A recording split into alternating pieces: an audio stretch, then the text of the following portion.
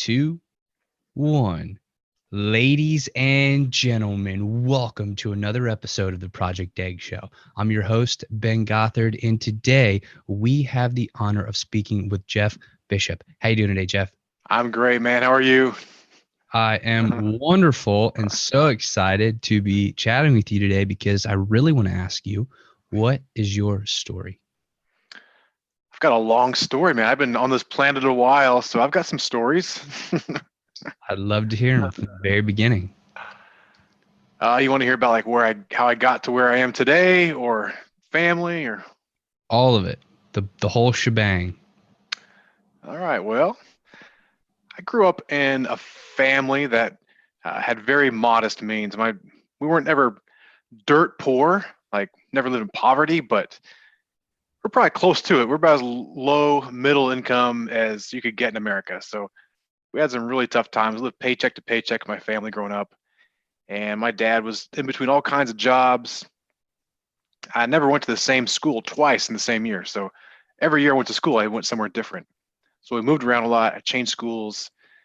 Never had a lot of stability in my life. And that all had a really big toll on where I got to today. I feel like I never wanted to fall into a place where I was living paycheck to paycheck. And I wanted to do whatever it took to find new ways to make money and just, I wanted to get outside the rat race out there. It took me years and years of just trying different jobs and different things. And I kind of figured out I was going to be self-employed pretty early on. I was a terrible employee. I got fired from like 15 different jobs. So I've been around the block a lot as far as jobs. And turns out self-employment was going to be my only way to go. So I had to figure this out. I had a used car business. I did a bagel shop. I did landscaping, roofing, all kinds of stuff that I thought I could put my hand to and better myself. And none of it really became overly successful. I always had a love for the stock market. Didn't know much about it, but I went through college and paid my way through, and found I really liked finance. So kind of gravitated towards that. I got a degree in finance. Thought, man, I don't know what I'm gonna do with this, but finance will be my ticket out of here. So it turns out it wasn't. We go to a mediocre school and don't do very well, you don't get a great finance job. So you know what? I'll just go get more education. So I went back and got my master's degree. But you know what? Economics are great. I'll probably do that. In fact, I really thought that I was going to become a professor of economics. I thought that'd be a great job to have ultimately. So that was my path. I was going to try to go that route. My wife ended up getting her PhD before I did. And I found that's pretty awful, actually. It's a lot of work, and you don't get paid nearly as much as they make it look out to be. But it is a solid job. It's a good job. It just wasn't for me. So I stopped at my master's degree. So I got a degree in economics. I thought, well, it's going to be great. Now I'm going to be an economist. So turns out there's not a lot of people hiring for economists out there, especially in Dallas, where I grew up. So I really became disillusioned there too. I had several failed businesses along the way, and now this economics thing was like, I don't want to do with it. Kind of stumbled into, but I was always drawn to stock market. So I found an opportunity to get into stock market marketing with another guy in Dallas area, and we started small company there, helped a lot of small companies raise money and find new investors. And I got to use a lot of skills I had with finance, and also found I'm pretty good at marketing. So that was an interesting opportunity for me. So I discovered something new, and I've always liked the marketing side. I feel there's a lot of creativity, and you can structure things however you want, and that's great. So I found a way to merge finance and marketing in our current business, really. So today we've grown into really probably the fastest growing stock market education website in the whole world. So our marketing's great, our education's great, and I've really found something that kind of fit every aspect of my life that I'm good at. So that's pretty fortunate to find that and have the freedom to do along the way. And I think you're being pretty humble because you've built a massive, incredible company. I mean, well, it's gotten pretty big. It is the biggest company out there doing what we do, but that's incredible. So I'm curious to learn about all of the different things that you did, right? And I'm curious to learn why. Why did you go from thing to thing, from job to job? I believe you said you had 15 jobs. Yeah. What was it that just didn't feel right, and what were you really looking for that wasn't there? hmm I was just always looking at the time. It was just a job is a job. So, I was a waiter at several different places. I all kinds of little jobs along the way. Nothing was really like a career thing. Like I was solid about this one. I was just trying to find my path along the way, find out what I'm good at, what I was going to stick with. I was not upset about getting fired from those jobs. So those were not career jobs for me. I knew that was just a temporary thing. Um, I'll tell you one that was really hard was uh, after I just graduated. I think I was just finishing up my first degree in finance. So I was working. The first finance job I had was at this. Um, it was a mortgage company back before the financial meltdown, before mortgages fell apart. So back then mortgages were hot, and I had a job at some crummy firm typing in numbers. But I thought it was a real estate analyst. So I thought it was a cool title. That was cool. Turns out the job stunk. I hated it. Anyways, I just had my first son, so he's like 4 months old. This is in December, and I ended up getting fired from this job as a real estate analyst just after I graduated. With, you know, my wife's still in college. I've got a 4-month-old son, and here I am carrying my box of stuff out of my office in Dallas, and that was a low point. that was a hard time. So um, that was part of finding my way too, though. It's like I knew that was not going to be it for me. That job really didn't do it for me. I've always felt like I've got a better feel for what needs to happen than my boss did. So I was just not a good employee. I was not a good person to work under somebody, but I've got a good vision of what I think things should be, and I feel like I'm a pretty good leader in that sense. But it took a while to get to that point. And that's really like at the core of what I'm so curious about, because I talk to a lot of people all the time, and I feel like there are really two buckets of people.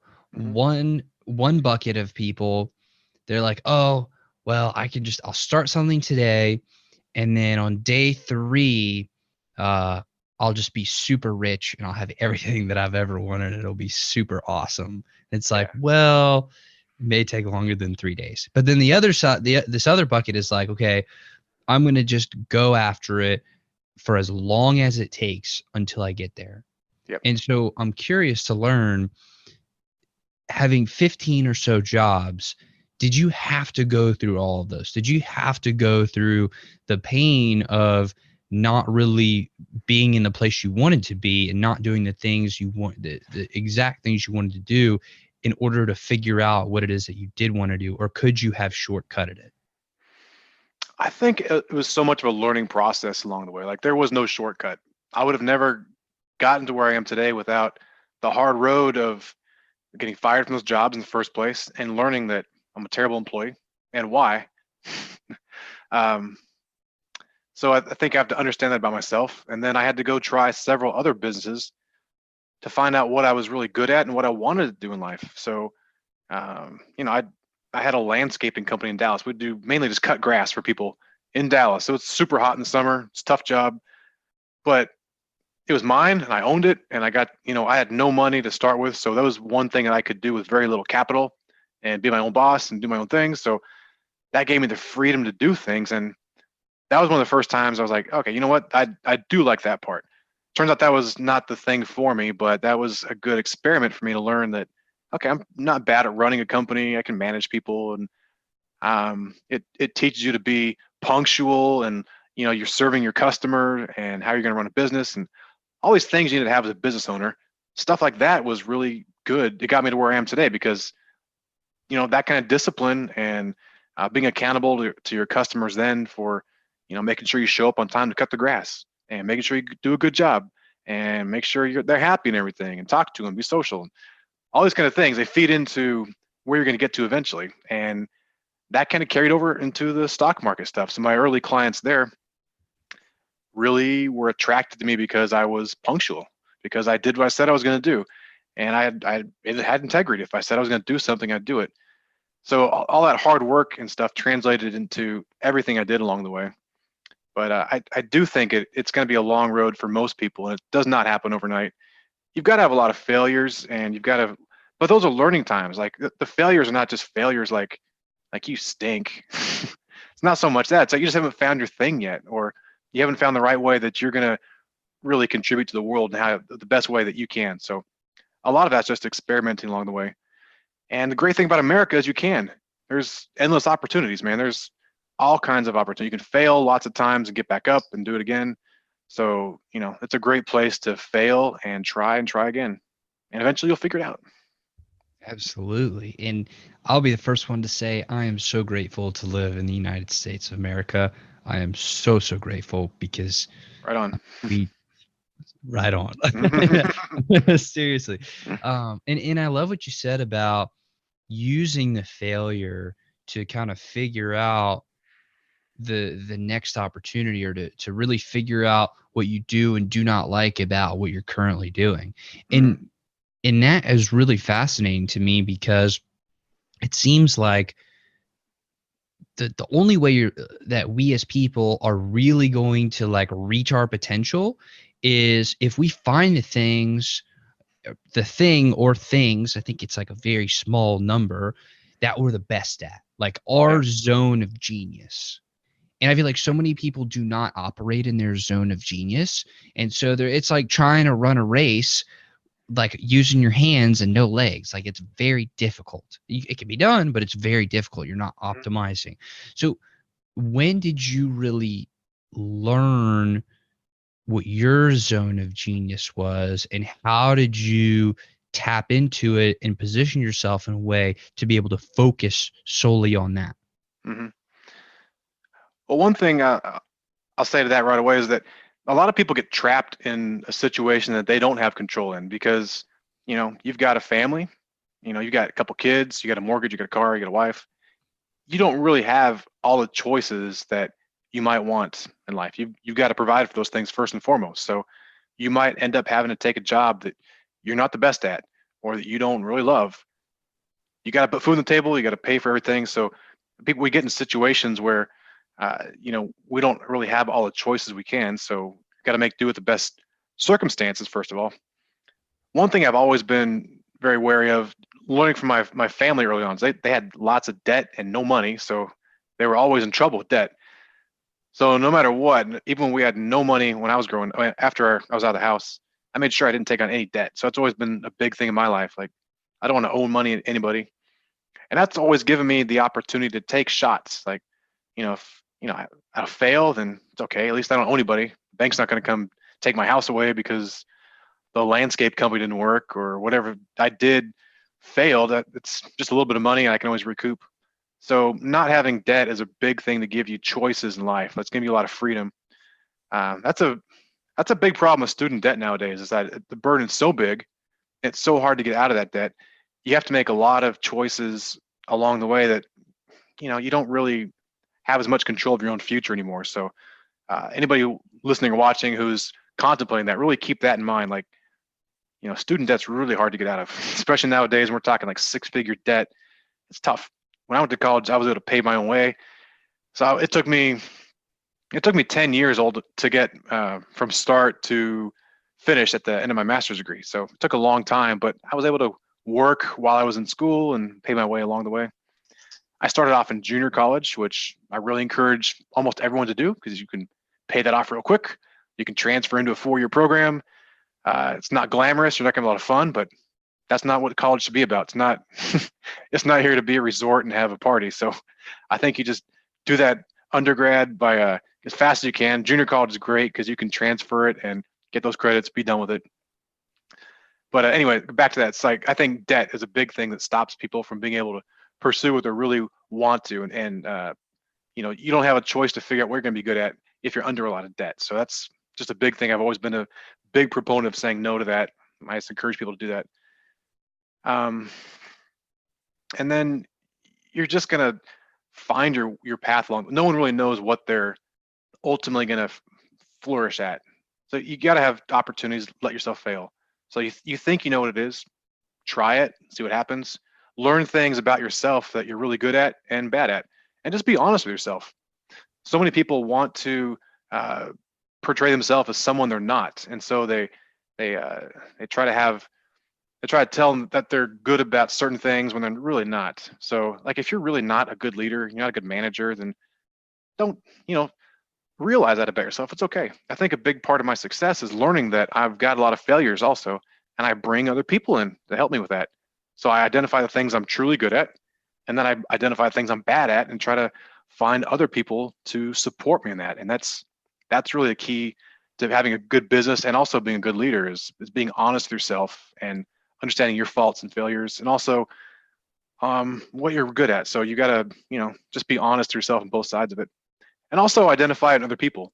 So if you're going to run a business, it's really important to identify where other people are succeeding. What's the good things?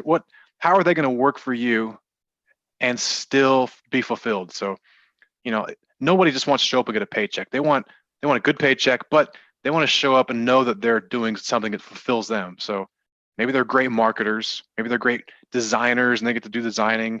Maybe it's accounting. People love accounting. Some people do. I don't. I hate it. Too many people get sucked into accounting because it's a great job and they think it's got job security, which it will be, but too many people hate it. But some people love it. Some people flourish in that. So find those kind of people. So identify those traits in people and have them work for you in those different areas where they're going to flourish.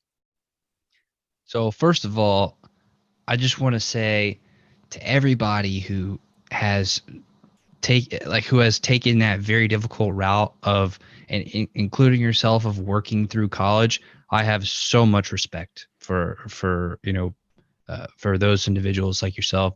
My grandpa on my dad's side, he had to work like 3 jobs and put himself through college and put himself through grad school. He had a very difficult childhood growing up, and that always stuck with me. I mean, he's one of the toughest people I've ever met in my life, and I'm so grateful to like have a role model like that.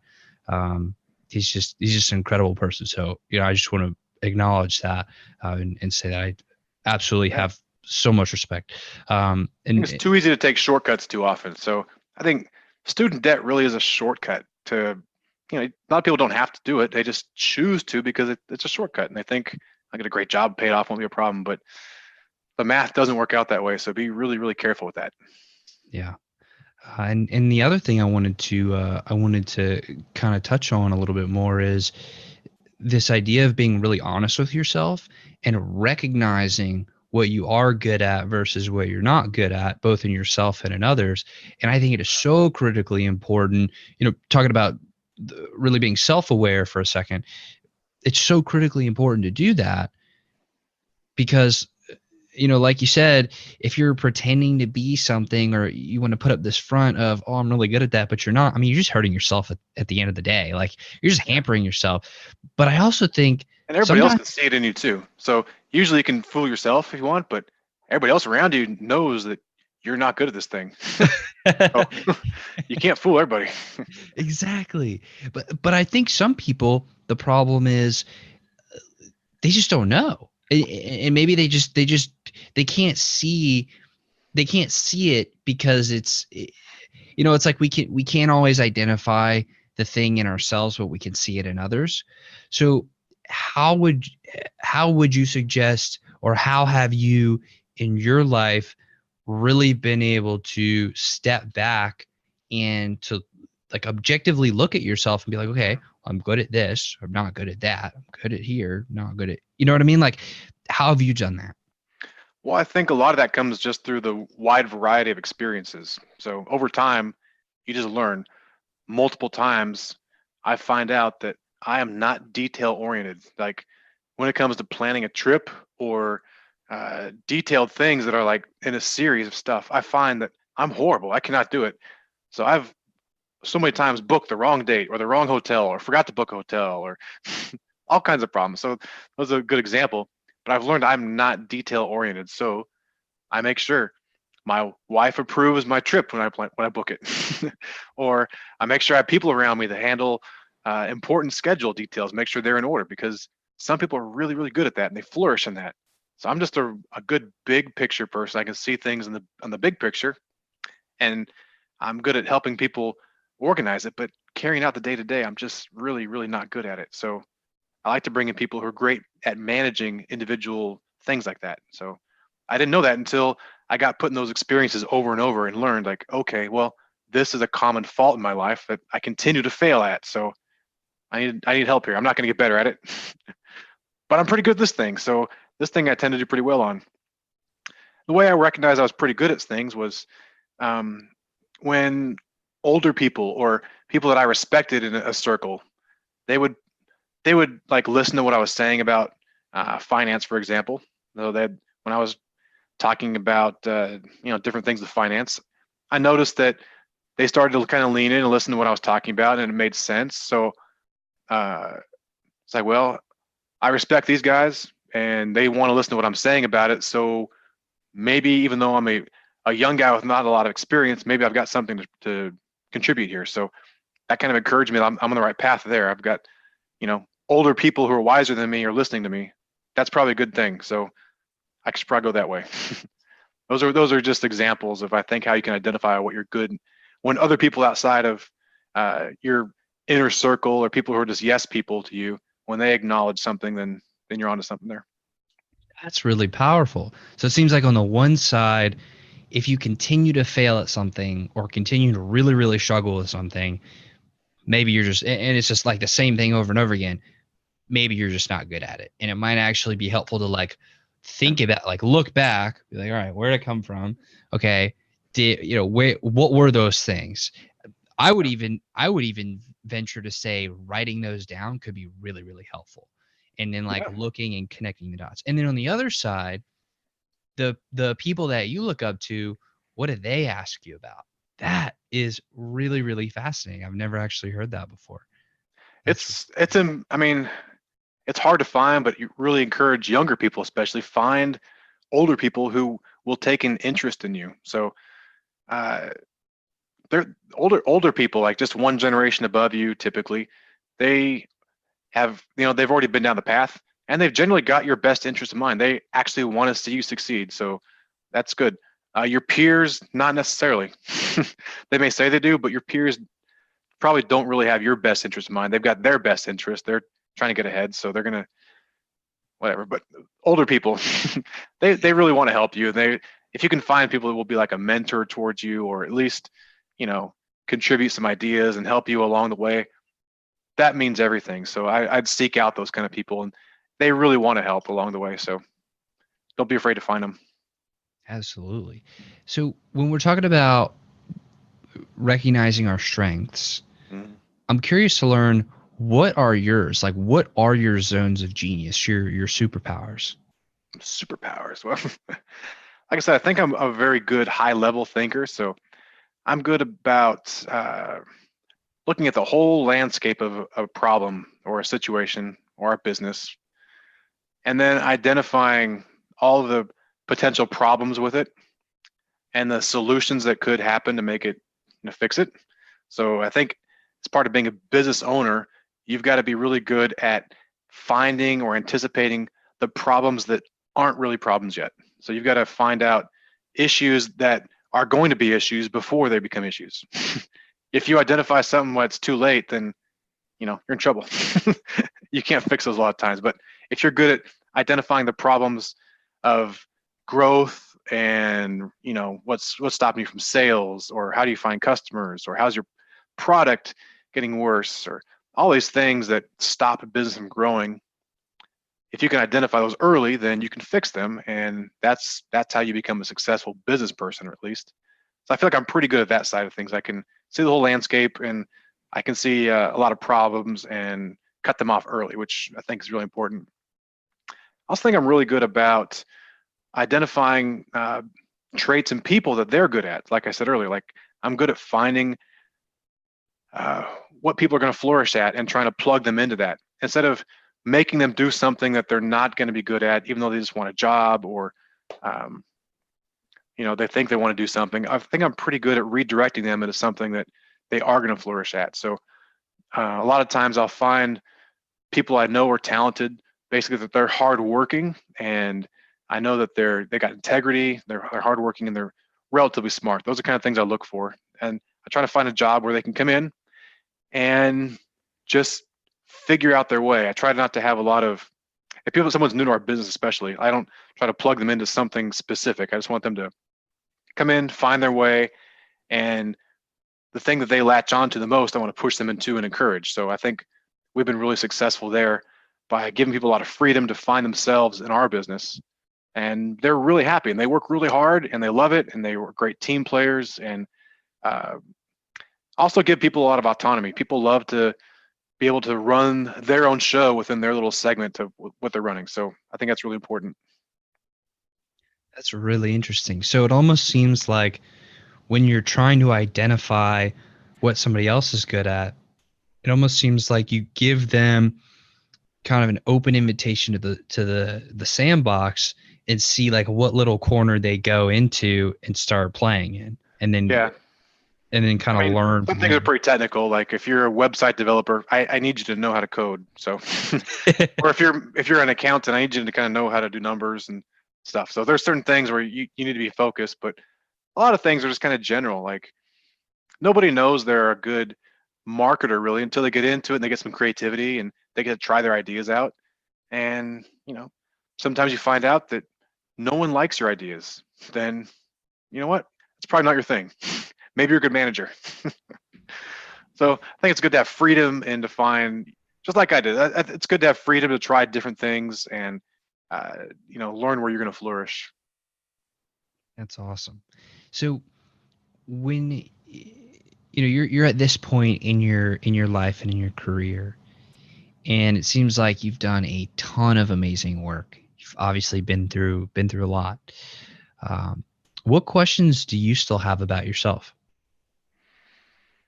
About myself? Well, I don't know. I kind of wonder. I'm at the point in my business now where I'm kind of wondering what's the next stage for me. Like, how long am I going to be in the position I'm in, and when am I going to hand it off? I've also got a family, and they've sacrificed a lot to get me to where I am today. So I want to spend more time with my family and enjoy the time I have with my kids still while they're around the house. I've got kids who are 9 and 14 and 16.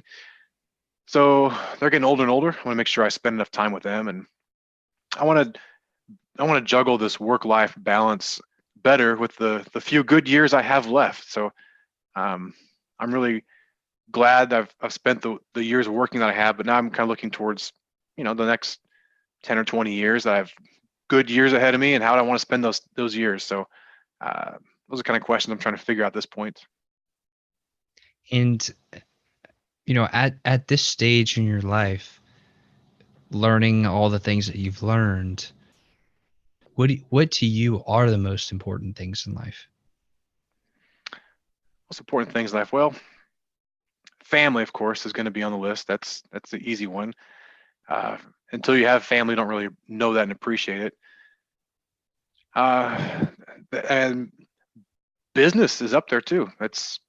There's something to be said for a man working hard and accomplishing things in life and going out there and getting out there and fighting with other people and figuring it out and trying to be victorious in certain things. So you want to set yourself up in areas where you can fight and win. You don't want to continue to be in an area where you're going to fight and lose all the time. There's something to be said for winning. So find areas you can win at. And then health plays more and more along the way. I feel like I've almost neglected some of my health along the way for business success, which that's kind of the trade-off it's been, but I hope that's not my rest of my life here. So I'm interested specifically in what you said about setting yourself up to win, because it seems to me like most people probably don't think in they probably wouldn't articulate that. Like it makes sense when you hear it, but it's like you wouldn't just wake up every day and be like, all right, I'm going to set myself up in a game that I can win. When did you develop that philosophy, and how did you start to incorporate that into your life? Probably in the first.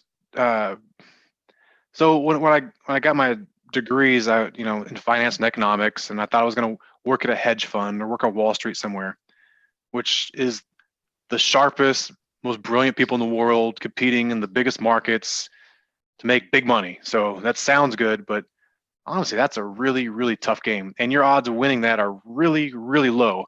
The guys at the top, they're there for a reason. They've beat a lot of people to get there. And I kind of realized early on that wasn't going to be the battlefield I was going to win on. So that was not where I had an edge. So as a guy with mediocre grades from a mediocre college in Dallas, that Wall Street was not going to be it for me. Even though I was pretty sharp at finance, I got a lot of things. I understood finance and stocks and all that pretty well. Wall Street was not going to be where I was going to win. First of all, I didn't want to do the time sacrifice. You're going to work 80 to 100 hours a week, year after year after year, and that just wasn't for me. I probably work very similar to that now, but it's on my terms and I like it.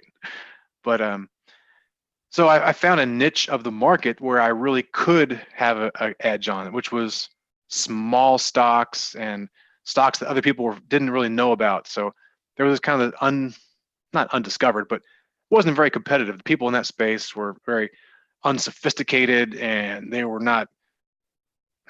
was just a good space for me to compete in, and I did really well in it. So like I said, I showed up on time. I did my job. I did a good job. I had integrity. People could rely on me. Those were traits that you just did not find in that part of the market. So I was able to stand out there. I was able to win. And from there, I was able to kind of leverage it in new places that so I started business, and I found out new places where I could take my business and win. So I wasn't taking it into places where I was going to compete with much, much bigger firms and get beaten, but I was finding little niches that they were neglecting and getting in there. And so every business has that. I don't care what your business is. There's always going to be a place you can go out there and compete and find a niche, and you can win. You can find it and beat people at it. So I encourage you to do that. I love that idea of getting your core business model and looking for those opportunities where, in not in exactly the same words, but where you can go and be like a big fish in a small pond, and you can go be that's a shark. exactly it. Right. So there's always that opportunity, and you just got to find out where it is. A lot of times you have to create that space, and that's even better because you can own it. One thing I've always tried to do also is be a second mover in the business. So I'm not trying to create something brand new, and that's a lot of risk involved. So, a lot of people fail trying to be the first mover in a market, but it's a lot easier to look at someone who's already doing something successful and then just go do it better. They figured out a path. All you got to do is take that path and go do a little better. How do you keep your eyes on all those different people? Because I'm sure there are a lot of people at any one time trying to carve out or create rather a new excuse me, a new market. So how do you keep your eyes on the ones that you want to go on, and how do you go about that decision-making process of first identifying them all and then figuring out, okay, well, I want to go after this one and then that one and then this other one also? Mm-hmm.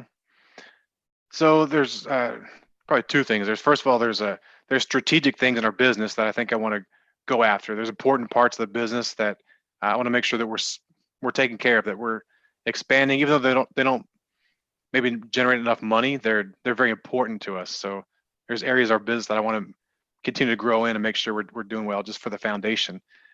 But then there's there's revenue growth. There's pockets of opportunity where the market is not well served, that we can go do that. And for us, it's educating stock traders on different things. So there's different areas where the market's just not doing a good job that I feel we can do really good. So I'm always looking there. And then we got tons of competitors in our space. So I'm always looking at our biggest ones out there and seeing what they're doing, and identifying honestly where I think they're doing well at and where their failures are. So the good things I want to take home and make sure our team is doing it, and their failures I want to also learn from and say, okay, guys, we're not going to do this. We're going to not make these mistakes.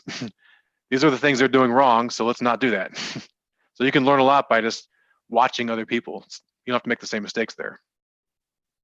That's really interesting. So we have to learn from not only our own mistakes, but also looking at the other people, especially the other people in the market that we're trying to go into or compete with, rather, Mm. to see their mistakes so we don't have to repeat those. That's Yeah, interesting. hopefully you don't. It's pretty sad if you have to repeat a mistake you already know about. So just try to avoid that. Absolutely. So, as you're going about, and it seems like either you're in or you're about to be in kind of this transition period of your life. What do you think are what do you think are going to be some of the things business wise that you look to delegate? Like, I guess what I'm asking is, how are you going to work yourself out of the business? What is that? Mm. What would that actually look like to where it could still grow and still be autonomous without you, Yeah. but you still get to like reclaim your freedom and your time?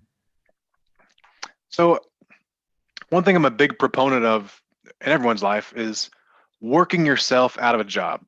So everyone should be looking how they can work themselves out of a job. Too many people try to protect their little corner, whatever they do, and they want to make sure no one does it. They can only do this, and they want to make sure that they're so valuable that no one else can do what they do. And honestly, there's very, very few things like that. Everybody can be replaced. I tell my guys this all the time. We can all be replaced. So I could be gone tomorrow. Anybody could be gone, and we'll figure it out. The company will go on. No one's that important. So first of all, work yourself out of a job.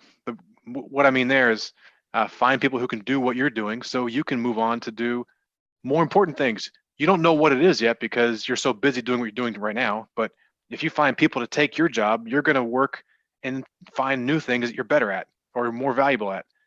And I've always found that to be the case. So I'm always doing that. And I always encourage all of my employees to be doing the same thing. Like, don't be stuck in where you're at today. Make sure you're moving and growing and working yourself out of a job because you're going to find something more valuable you can be doing with your time. So for me at this point, I'm always evaluating, all right, what am I doing right now all day? And what do I need to be doing all day? Like, there's honestly at least half of my day I don't need to be doing it. Someone else could be doing it. And then I could either work half as much, or what I always end up doing is finding more valuable things to be doing. So I'll be, contributing to a new company or building something new. But, you know, my true value at this point comes in the vision and guiding and leading a company, not in managing all stuff day to day, like I said, because I don't need to. There's other people who are really good at that. And for them, that would be flourishing and doing what they want to do. So that's kind of my goal now, is to keep getting off my plate the things I don't need to be doing. So I at least have choices. I can either work less, or I can, just work more valuably. So more productive. How far do you really want to take that? Because and the I don't reason know. I wonder.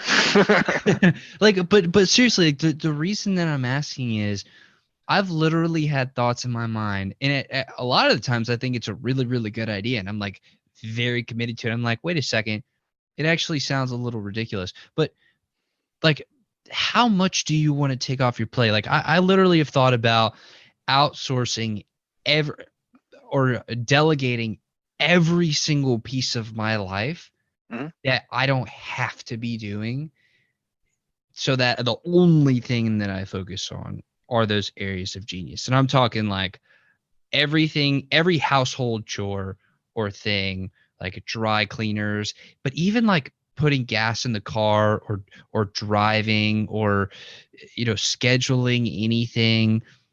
You know what I mean? Like how Yeah, far do you sure. I take? think about that all the time too. So I definitely have the means at this point to not have to do anything. All I could do right now is just sit on my computer all day, or do meetings, whatever it is I think is most valuable. I could have someone do my laundry and my house and cars and everything. Turns out I still take care of my yard, and I still take out the trash, and I help with dishes, and I help with kids, and all the stuff that normal people should do. And you know what? That's just life. So I don't feel like we want to outsource all of our life, because life is, if all we're doing is sitting around being geniuses and building stuff, and we're missing life. So taking out trash is part of life. We could outsource it, but maybe you need to take out the trash. I live in New England, so I still snowblow my driveway in the winter. I don't need to. I could easily pay someone to do that, but I just do it. So it's life. Keeps it real. Yeah, that makes But sense. most stuff you should, take off your plate as far as work you don't need to be doing, someone else could be doing, then find someone to do it. I love that. So when you think about 100,000 years from today, what do you want people to be saying about you? And 100,000, man.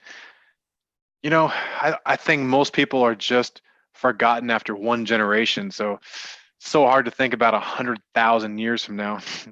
I really just want to pass something on to my kids where they will remember me a little bit, and maybe my grandkids will know me. But 100,000 years from now, I'm not too concerned about, honestly. I don't really care if they know my name. It's all right. That's so interesting. I feel like some people are very, very like super duper legacy driven. Yeah. And why do you think you may not be as much maybe in that particular regard?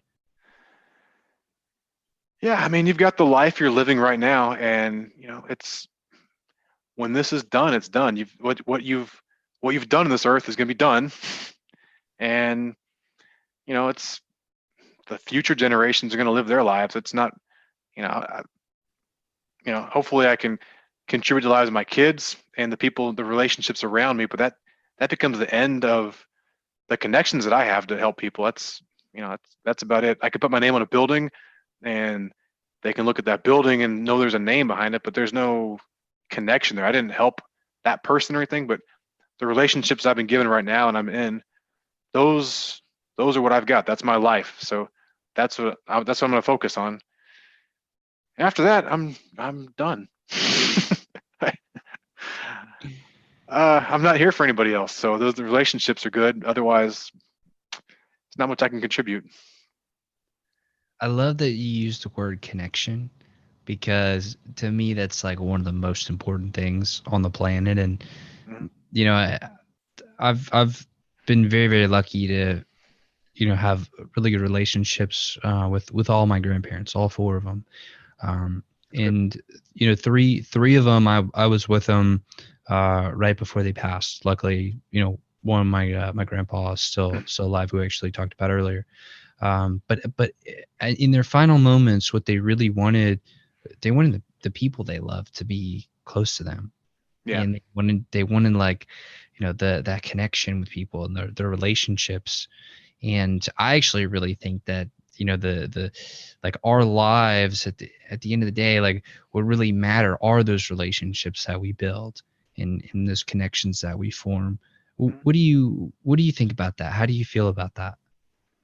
I agree. I mean, I've been with many people as they're passing away or close to it, and no one ever has told me, you know what, I just wish I made more money. I wish I worked a little harder. That would have been best thing in life. It's always I wish I spent more time with whoever. It's usually their family, right? Their kids, their wife, whatever it is. It's the relationships, man, that we've been given that really ultimately matter the most. So I think we just overlook that so much in pursuit of other things, but it's the relationships around us that are truly the most important things that you can't put a price on. And as you get older, do you really appreciate that? And as you have more money, you appreciate that, because those are two things that you're limited. I mean, your time is very limited, and you realize that as you're getting older. So those relationships become more valuable. And I'm so glad for the relationships I've built over the years, my younger years, that I still have today. Those are invaluable. I'm 24, and I want to know from somebody my age, what could I do to like really recognize that and start being better about that now, so that in 60, 80, whatever the number is, years, looking back, that isn't a regret. Mm-hmm. Well, I think you have to first decide which relationships are most important to you. A lot of them are just superficial, and those are going to come and go, and no one cares, right? But there are relationships in your life that have real meaning, and I think you really cherish those, and put a lot of effort in those people, and keep those guys close. Those are the ones that are going to help you become the best person you can possibly be, and vice versa. So that's why we have those relationships in our life. So just guard those things.